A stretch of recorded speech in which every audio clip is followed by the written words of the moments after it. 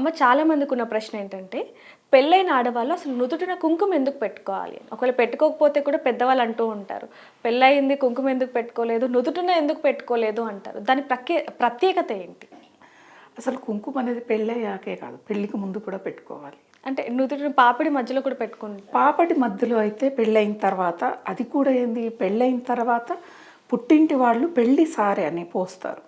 అది పోసే వరకు కూడా పెట్టరు, ఆ పెళ్ళి సారెలో పెడతారు. అందరికీ పెళ్ళైతూనే పెట్టేసుకుంటారు అనుకుంటారు. కానీ మన తెలుగు వారి సాంప్రదాయం, మన దక్షిణాది సాంప్రదాయం ఏంటిదంటే, చాలామంది కొన్ని ప్రాంతాల వాళ్ళు వాళ్ళ ప్రాంతాల ప్రకారం పోస్తారు ఒడిబియ్యం అనేది. కొంతమంది ఏంటిది పెళ్లి పీట్ల మీదే పెళ్ళి ఒడిబియ్యం అని పోసేస్తారు, అక్కడే పోస్తారు. అప్పటి నుంచే పెడతారు. ఆ ఒడిబియ్యం పోసినప్పుడే తల్లి నుదిటిన అంటే పాపిట్లో కూడా కుంకుమని పెట్టేస్తుంది. లేదు, అప్పుడు కొంతమందికి సాంప్రదాయం ఉండదు. పెళ్ళి అయ్యాక 3 రాత్రులు అయ్యాక 4వ రోజు బియ్యం పోస్తారు కదా, అప్పుడు పోసి పెట్టైనా పంపిస్తారు. అది పెద్ద ఒడి బియ్యం అంటారు. కొంతమందికి వీలు కాదు, అదైతే ఇంకోసారి ప్రసవం అయిన తర్వాత బిడ్డను తీసుకొచ్చేటప్పుడు పోసేవాళ్ళు కూడా ఉంటారు. కానీ ఈ నుదిటిన ఈ పాపిట్లో కుంకుమ, నుదురు అంటే మనకి ఇక్కడ వస్తుంది, పాపిడి అంటే ఇక్కడ వస్తుంది. పాపిట్లో కుంకుమ అనేది పెట్టుకోవటం పెళ్ళి అయిన తర్వాతనే. నుదిటిన పెట్టుకుండేది పుట్టినప్పటి నుంచి బిడ్డకి కుంకుమ విభూది కలిపి పెడుతూనే ఉంటారు. ఎందుకంటే శివుడికి అభిషేకం చేసిన విభూది, అమ్మవారికి అభిషేకం చేసిన కుంకుమ రెండూ కలిపి పెడుతూ ఉంటారు పిల్లల దగ్గర నుంచి. ఎందుకు అంటే పిల్లలు ఉలిక్కి పడుతూ ఉంటారు, భయపడుతూ ఉంటారు. దేవుడి యొక్క కుంకుమ పెడితే రక్షగా ఉంటుంది. పుట్టిన బిడ్డకి కొంచెం జ్ఞానం అసలు ఉండదుగా, వాళ్ళకేమీ తెలియదు.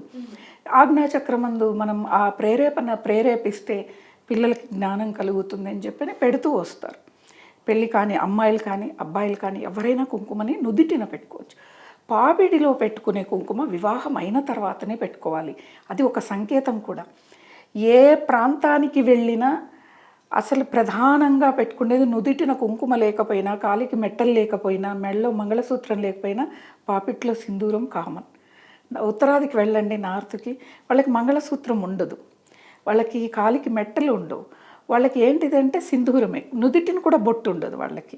సింధూరం పెట్టుకున్నారంటే వివాహమైనట్లుగా వాళ్ళకి తెలిసిపోతుంది.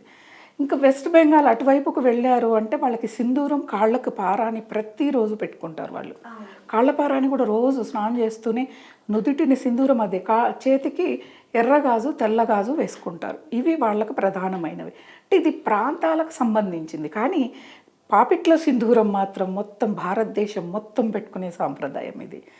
ఏంటిది అంటే ప్రతి మహిళకు కూడా ప్రతిరోజు కూడా తలస్నానం చేసే విధి విధానం మనకి లేదు. ఎందుకు అంటే ఇక్కడ మనకి ఏమి చెప్పినా మన ఆరోగ్యానికి సంబంధమే. మహిళకి జుట్టు ఎక్కువగా ఉంటుంది, తలస్నానం చేస్తే తల ఆరబెట్టుకోవాలి, లేకపోతే జలుబు దగ్గు జ్వరం లాంటివి వస్తాయి.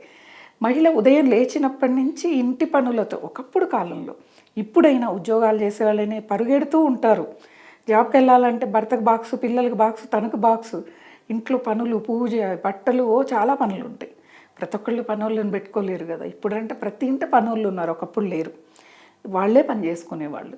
కాబట్టి ఏం చేసేవాళ్ళు అంటే ఆ నుదిటిన గంగాదేవి నివాస స్థానం ఏర్పరచుకొని ఉంటుంది. అక్కడ మనము సింధూరాన్ని పెట్టడం వల్ల గంగాదేవి, గంగలో మనము తలస్నానం చేసిన పుణ్య ఫలితం మహిళకు వస్తుంది. ఎందుకు ప్రతిరోజు తలస్నానం చేయాలంటే పురుషుడు చేయాలి తప్పకుండా. ఎందుకు అంటే వాళ్ళకి జుట్టు తక్కువగా ఉంటుంది, వాళ్ళ స్నానానికి సమయం పట్టదు. ప్రతిరోజు ఇంట్లో నిత్య దీపారాధన పురుషుడే చేయాలి కాబట్టి తలస్నానం చేయాలి. సంధ్యాకాలంలో స్త్రీ పూజ చేయాలి. ఉదయము సాయంత్రము తులసి బృందావనం దగ్గర స్త్రీనే పూజ చేయాలి. మరి ప్రతిరోజు తలస్నానం చేయలేదు కాబట్టి తలస్నానం చేయని దోషం పోగొట్టుకోవడం కోసం సింధూరాన్ని పెట్టుకుంటారు.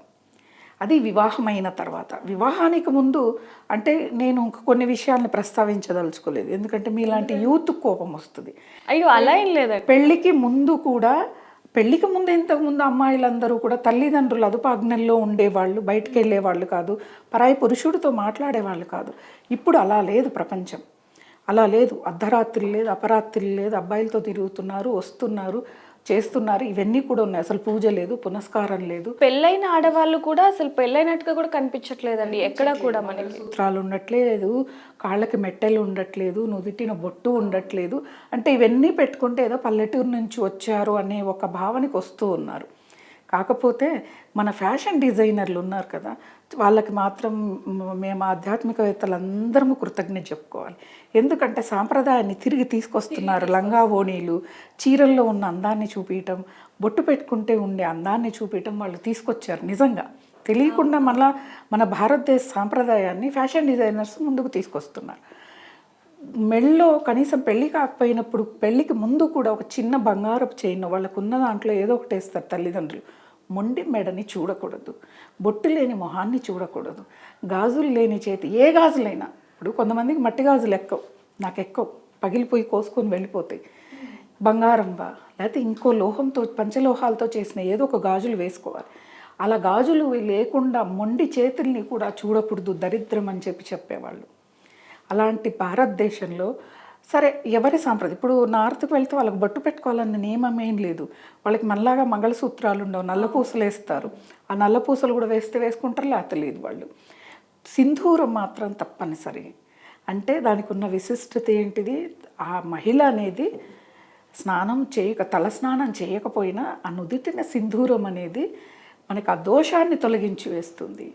ఇప్పుడు తలస్నానం అనేది ఇప్పుడు ఒక గంటకి ఫంక్షన్కి వెళ్ళాలి అంటే తలస్నానం చేసి వెళ్తున్నారు అమ్మాయిలు కూడా. తప్పు అసలు. ఏ సమయంలో ఉంటే ఆ సమయంలో తలస్నానం చేయడానికి వీలు లేదు. అక్కడ అందంగా కనిపించాలంటే అప్పటికప్పుడు ఫ్రెష్గా తలస్నానం చేస్తే చాలా అందంగా కనిపిస్తామంటారు. మన తలను అష్టైశ్వర్యాలు తగులుకొని ఉంటాయి. ఎప్పుడంటే అప్పుడు స్నానం చేస్తే వెళ్ళిపోతాయిగా. అంటే ఏ సమయంలో స్నానం చేయాలంటారు?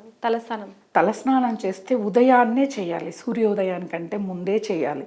కాకపోతే ఇప్పుడు ఆర్థిక పరిస్థితుల రీత్యా సాఫ్ట్వేర్లు అమ్మాయిలు అర్ధరాత్రిలో నైట్ షిఫ్ట్లు ఉంటాయి జాబ్స్, వాళ్ళంతా మేము అంత పొద్దున్నే చేయలేం కదమ్మా, మేము 2కో 3కో పడుకుంటాం, లేవలేమన్నప్పుడు లేస్తూనే చేయాలి. ఎందుకంటే కాలానుగుణంగా మనం కూడా వెళ్ళాలి. అంటే ఒకప్పుడు మహిళ ఇంటికి మాత్రమే పరిమితమైంది, ఇప్పుడు ఉద్యోగరీత్యా బయటకు వస్తుంది.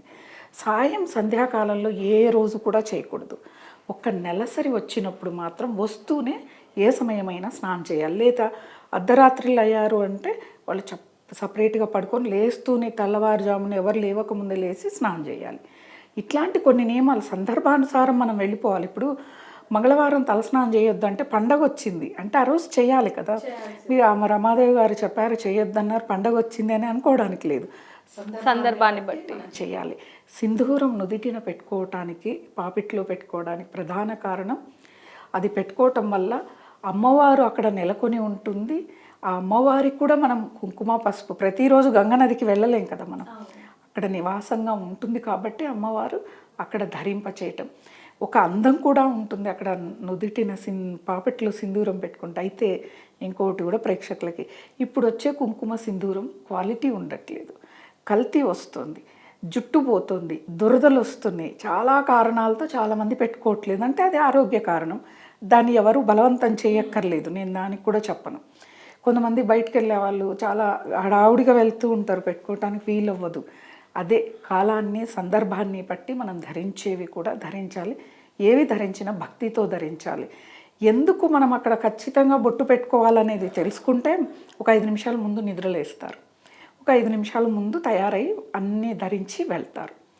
ఎక్కడైనా కానీ ఏ ప్రాంతానికి వెళ్ళినా ఏది చేసినా, ఇప్పుడు మనం తమిళనాడుకి వెళితే వాళ్ళు అసలు పాపిట్లో సింధూరం అనేది ఉండదు, వాళ్ళకి మట్టి గాజులు కూడా వేసుకోరు వాళ్ళు. ఎంతవరకు లోహపు గాజులు, బంగారు గాజులే వేస్తారు. అది ప్రాంత సాంప్రదాయం, ఎవరము ఏం చెప్పడానికి లేదు. కాకపోతే మన తెలుగు సాంప్రదాయం ప్రకారం మనము ధరించేవి మనం ధరించాలి. నిజంగానే నుదుటిన కుంకుమ విలువ చాలా మందికి తెలియదండి, దాని ప్రత్యేకత ఏ విధంగా ఉంటుంది ఏంటనేది ఈ వీడియో చూసి ఖచ్చితంగా తెలుసుకుంటారనుకుంటున్నాను. ధన్యవాదాలండి. స్వస్తి.